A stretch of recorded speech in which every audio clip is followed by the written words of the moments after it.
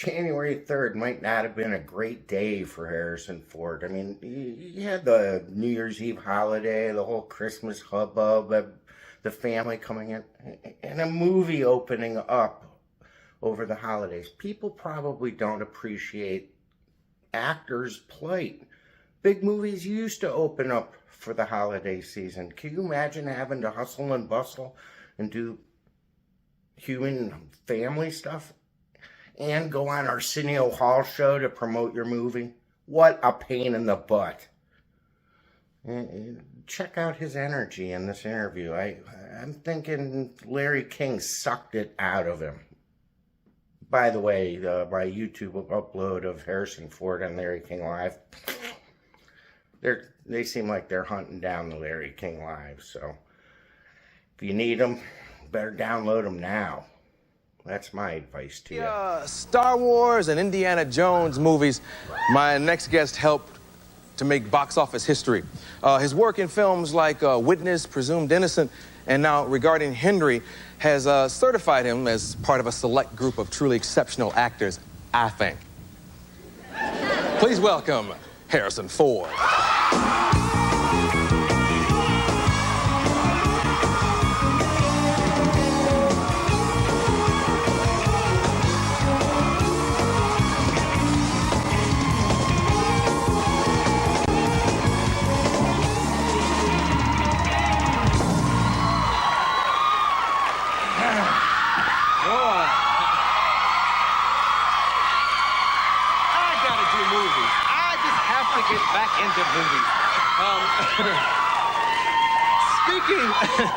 Speaking of people who love you, did you see an article in the paper yesterday? They're calling it, there's a fly. They're calling it Regarding Darla. This is a lady who has been going to see your movie every day since it opened. Oh. It tells a little bit about her. She's 38. She's a tanker driver, whatever the hell that is.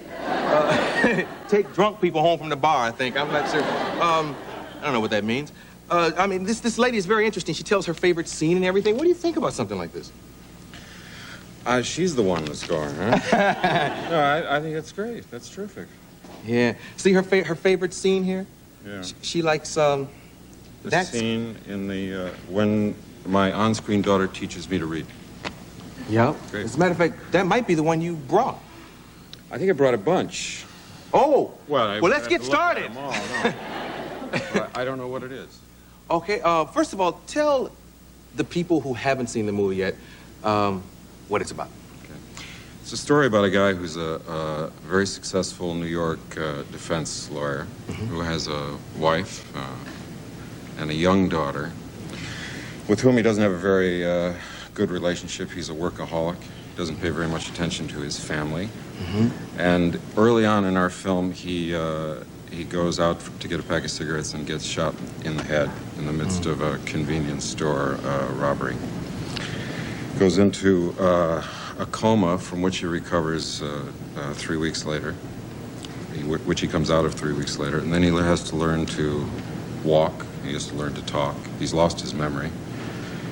And after he's physically begins to rebuild his life, he has to begin to reinvent his life with his family and his figure out what to do about his work.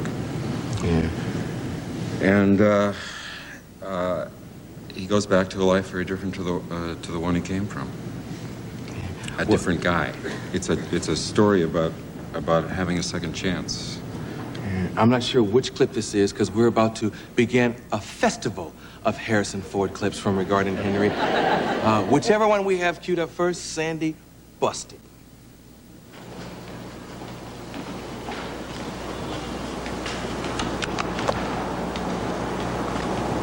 Dad, stop it.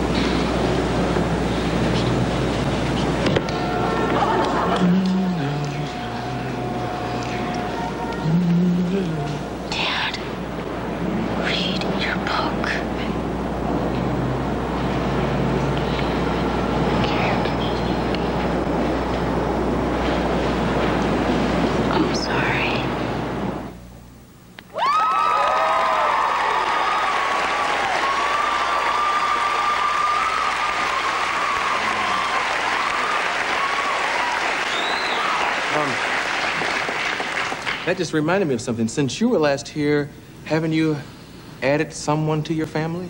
Yeah, I have a daughter who's now... I never understood why people clap for that, because we all know how you get a daughter. Yeah. And still, when you announce it, people say, yes, he did it. Yeah.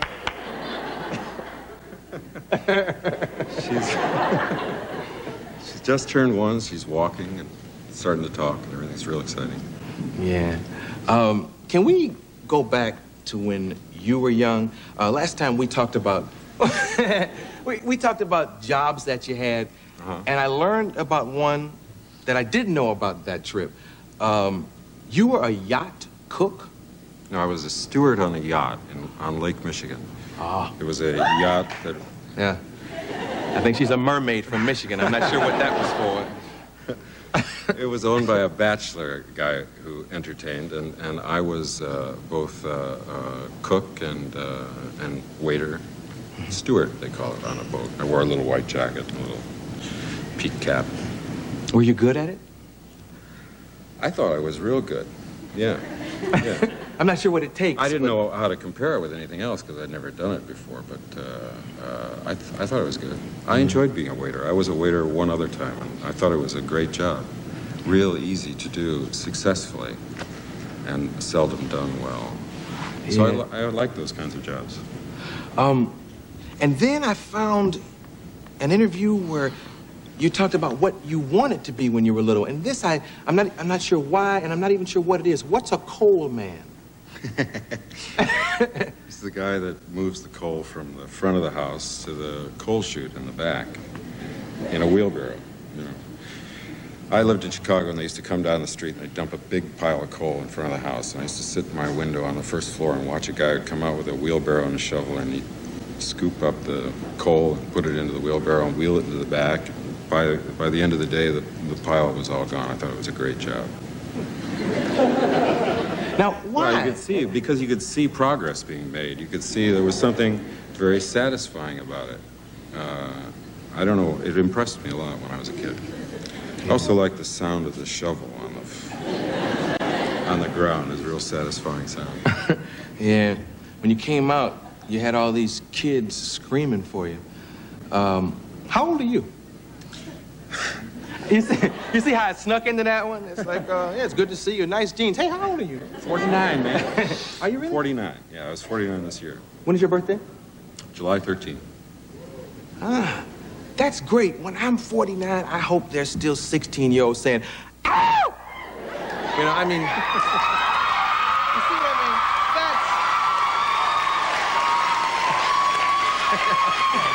mean? Regarding Harrison, that still feels good. It's great. You chose another haircut for this lawyer. You know, you remember during Presumed Innocent, newspapers, we were lumped together a lot. We were the most hated haircuts on the planet. Yeah. And they kind of like us both a little better this year. Yeah, we both grew out of it. Yeah. Why did you choose this particular haircut? You always have an interesting story. This haircut? Yeah. I'm just trying to look and see what this haircut is. It's just a haircut. I don't know, man. I know, because you had like a reason for the last one, and I thought maybe there might be a reason for this one. I mean, you wanted to make that guy... Well, I'm starting a film in September, and I'll have a haircut for that guy. And then I'll come back and tell you the haircut story for that one. But this is my own personal civilian haircut.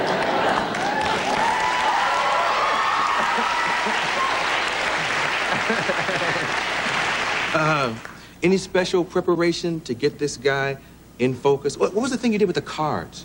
Oh, we did a lot of research on this because it was something, well, first of all, because it was something I didn't know anything about, and I wanted to be as accurate as we could be about it. So we talked to a lot of doctors, neurologists, we talked to a lot of therapists, speech therapists, physical therapists, occupational therapists. We went to rehabilitation centers and observed people who were in the process of recuperation.